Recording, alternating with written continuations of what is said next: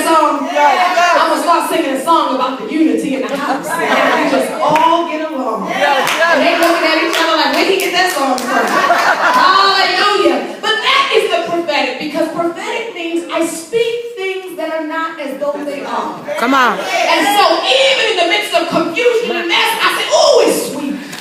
Preach. Oh, it's sweet. Preach. Because what I speak has power. And if I come in just talking a whole bunch of, oh, this mess.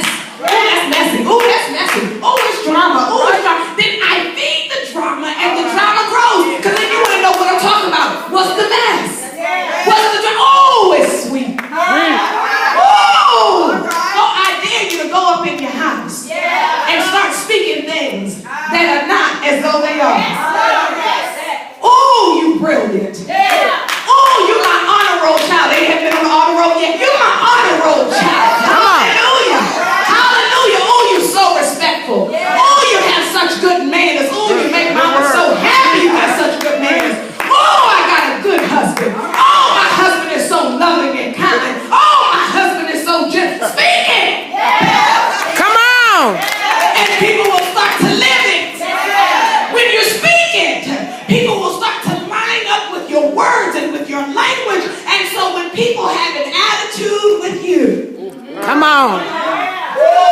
You teaching that. See you this morning, sis. Oh, it's so behold, it's good and pleasant to be in your presence. Hallelujah. Good word. Good word. Good word. What do we do when there's constant drama and bickering? What do we do when I can't get no? What do we do when our souls are crying out R-E-S-P-C-T? When we see divisions in our nation, we see racism and sexism and classism and rich versus poor and citizens versus undocumented and Democrats versus Republicans and Congress versus the president and state against state and liberals versus conservatives.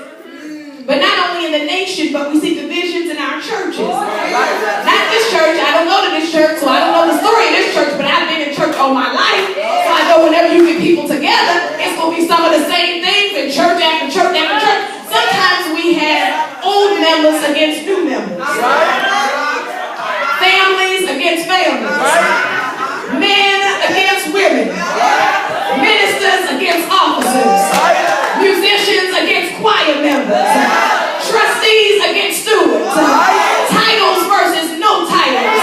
The young people versus the women versus the men versus the officer versus the usher versus I don't got no title but I will be heard. Oh my God. When we get people together. Cornell West said you can't lead the people if you don't love the people. You can't See? people if you don't love people. And that's why you got to get in the midst of all of the mess, all of the confusion. Behold! How good. You preaching in here. Preach, girl. With all of our issues, with all of our brokenness, with all of our drama, I love you. I love you. I love you. My God. I love you. I heard my pastor say a very powerful thing, and it's just been wonderful learning from her at Walker Temple, Reverend Rosalind Brookins. Now, most people will say, check this out in terms of manipulation. Most people will say, I'm going to love you till you love me. Right? That's how a lot of people act. I'm going to love you till you love me. Let me let you hear this one. Pastor Roz said to somebody who had a lot of issues, a lot of drama in the church. Hallelujah. She said to him, I'm going to love you till you love yourself. That's good, right? No. It ain't even about me. I don't need you to love me back, because if you love you, everything else will line up. My God. You preaching. We wonder why our churches are not more powerful, but our vision is frustrated and distracted because we get caught up in nonsense. And it's hard for the church to be the church, and we just caught up in nonsense. It's hard for the church to be, the church is supposed to be on the move. The church is supposed to be leading the city. And it's hard for us to be who God called us to be when we're distracted because you rolled your eyes at me. Wow. Or we distracted because you keep trying to hug me and I don't like to be hugged. Or we distracted because you put everybody else's name on the program. I definitely don't see my name on this list. Oh, God, help us. Silence of the Lamb. Not only in the church, it's not just in the church, but we see divisions in our families. Now, King David was familiar with this because David had children with different mamas. Baby mamas. And we know that's a recipe for some drama and some confusion. Right? Because whose kids got what? Whose kids daddy come and whose kids daddy don't come? And are you really the daddy? And are you really the grandma? Or you act like you're not the grandma because they not really?